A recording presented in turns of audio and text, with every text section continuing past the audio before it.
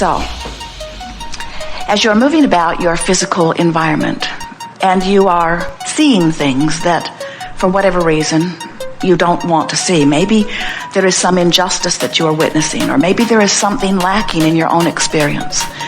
Just by living through that, you automatically launch this request for an improved situation. And Source, who knows you and adores you and is you, immediately turns its undivided attention to that request. Now that is something really worth talking about. We want to say to you, nothing that you want is upstream. Nothing that you want is upstream. Everything that you want is downstream. And that's why, when you understand, the creative process says, ask. Contrast helps you to do that. You can't not ask. Step 2 says, Source will answer what you're asking for. Not your work. Source takes care of that. Step 3 says, I must be a vibrational match to what I'm asking for. So that's where your magnificent emotional guidance system comes in. You can tell by the way you feel whether you're upstream or downstream. Oh, we've written volumes and produced hundreds and thousands of recordings and videos to help you to understand about your emotions. And we want you to find the simplicity of the guidance system that you were born with by understanding that when you go with the flow, you can feel that you are. And when you're not going with the flow, you can feel that you're not. It really is that simple. All of you have been practicing the frequencies of your being over a long enough period of time that you have habits of thoughts. That's what a belief is. It's just a pattern of thinking, a pattern of responding, a knee-jerk response. It's the way the world looks through your eyes. It's the way you have learned it from those who have been important to you early on. The other day, Esther said defiantly to Jerry about something that was happening to them, I would never do that to someone. And once she settled down and could hear us again, we said to her, that's not a good rule of thumb. Because you can't stand in their shoes, you don't know who they are, you don't know what they've lived. You don't have their worldview. You are not their inner being. You don't know what their intentions were coming in. You don't know how life has treated them and what they've put into vibrational escrow. And most of all, what they're doing, even if it's to you, is not any of your business. Did I hear that right? They're doing it to me, but it's not any of my business. And we say, well, the problem with making what someone else does your business is that you have no control over what they do, how they think, but you do have control over what you do and how you think. So if you can get to the place where you can stay in alignment with who you are and everything you want, regardless of what someone else is doing or any other factor, now you understand the art of allowing. The art of allowing the well-being that I've been asking for to flow to me. It's a very conditional love that most people live. Most people look out and they see these conditions and they like them, and then they see those conditions and they don't like them, and then they say, we've got to control the conditions so that there are more that we say yes to and fewer that we say no to. And we say, the problem with that way of going about it is that this is a world that is based on attraction. It's an inclusion-based universe, which means if I see something I want and I say yes to it, I include it in my vibration. If I see something I don't want and I shout no at it, I include it in my vibration. And by including those things I do not want in my vibration, I hold myself in resistance not only to what I want, but to who I have become. And that's why I'm so angry at that person. I feel terrible because I am using that person and what they've done as my excuse to not allow myself to be up to speed with who I really am. So a really good thing to write down, a good thing to remember often.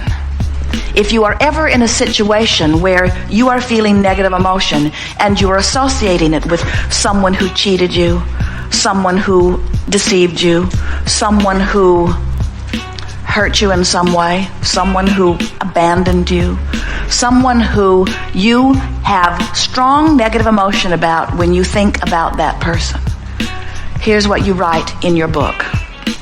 Write their name at the top of the page and circle it several times as you feel vengeance welling up within you. And then write, what is it that I'm thinking about you that is keeping me from who I really am? Can you hear the power of that? What is it that I am thinking about you that is depriving me of my well-being?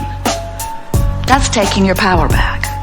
When you say, look what you've done to me, stop it. And they say, I don't think I want to stop it. And you say, but you must. You're hurting my feelings. And they say, your feelings are not important to me. And you say, well, I need to see if I can find a way of making my feelings important to you. I'll cry louder. I'll sob longer. I'll go into an utter state of depression. I'll kill myself. I know what I'll do. I'll get vengeance. I'll get a lawyer. I'll tell everyone what you've done. I'll get people to agree with me. I'll get an army. We'll get bombs. What you finally come around to understanding is that no matter who they are, your power of persuasion is really not your best effort. Your power of alignment is. Because it is so simple to come into alignment with who you are, and utterly impossible to make someone else do what you think you need them to do. And anyway, even if you can be persuasive enough or influential enough that you can get someone to do what you think you need them to do, now you're sort of in a trap, because now you either have to live a very narrow life because there's just that one compliant friend, or you have to work all day, every day in convincing others to do it your way. And we promise you, you did not come forth into this physical environment with all of the variety, with an attitude that you would take all of the ideas that exist and whittle them down to a handful of good ideas. In fact, the opposite was your intention. You said, I will come forth into this physical leading-edge time-space reality. And as I come forth into this leading-edge time-space reality, I will explore the contrast, and from it will be born constant, steady stream of new ideas. And as I turn my undivided attention to the new idea, all of the laws of the universe and all of the energy of the universe, the energy that creates worlds, will flow through me and to the creation. So from your non-physical standpoint, you feel no need ever to try to control anyone. And that's why the source within you knows and teaches and lives and breathes what you have come to call unconditional love. Unconditional love says, my connection with source is not conditional upon what anyone else does. My connection with source is only conditional upon my choice of thought, my direction in the stream, my following the call of source or not. And of course, you have free will to focus upstream or downstream. And sometimes, a little upstream is the most natural thing in the world. In other words, you can't live in the world and see what's going on without having an upstream thought. We just want you to know that every time you have an upstream thought, you send off a downstream rocket. And every time you send off a downstream rocket, source energy and the law of attraction begins to respond to that downstream rocket. And your stream moves faster. And the longer you live, the faster your stream moves. And the faster your stream moves, the more it behooves you to turn and go with the flow. Child asked his mother on a segment of refreshment, if you get a chance to talk to Abraham, please ask a question for me. And she was the next person called to the chair, because we wanted to hear her child's question. Ask Abraham why grown-ups are so grumpy. And her answer is, the longer you live, the more you find to fuss and worry about. And you've forgotten that every time you fuss and worry, you give birth to a rocket that source energy helps you with.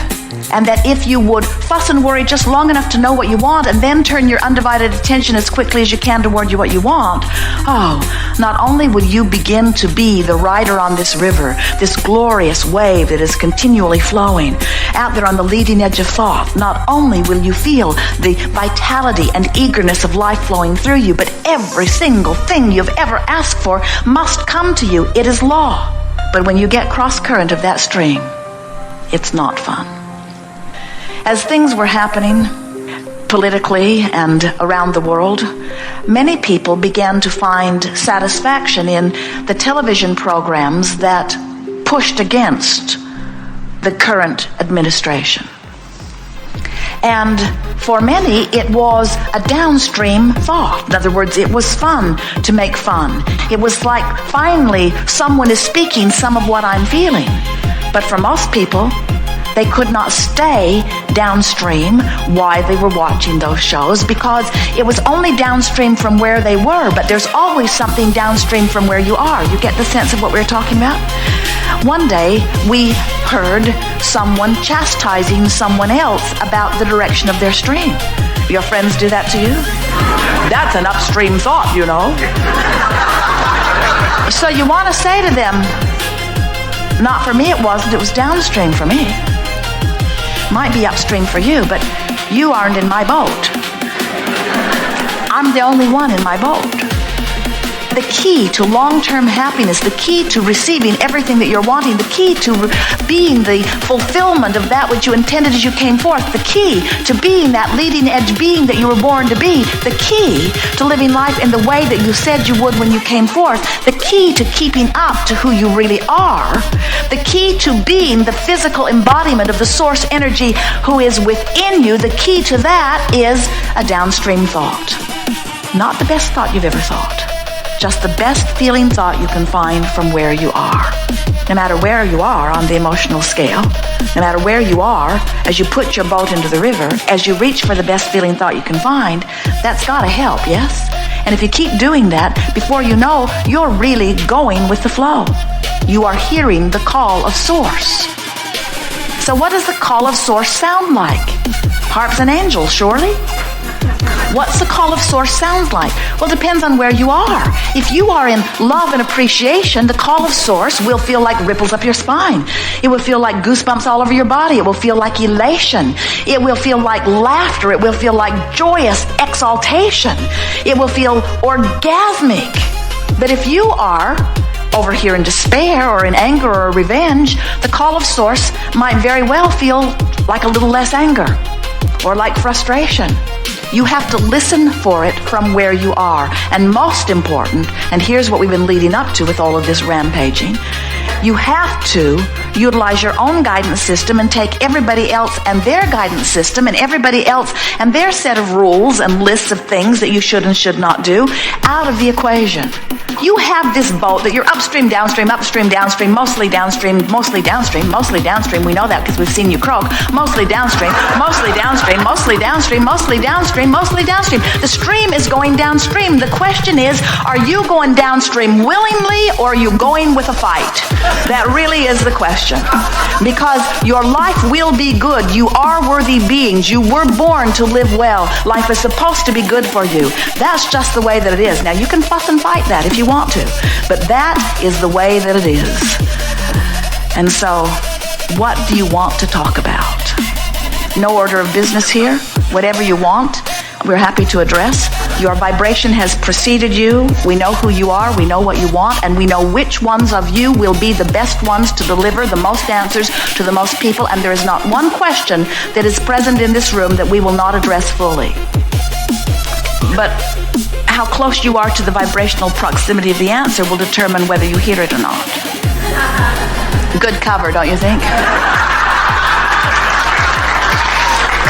Well, we hear it from you. People say, Abraham, I was at the seminar, I got the recording, I listened to the recording, and that answer was not there. And a week later, it was there. How did you get it onto my recording? It was not there at the meeting, and it was not there the first 5 times I listened to it.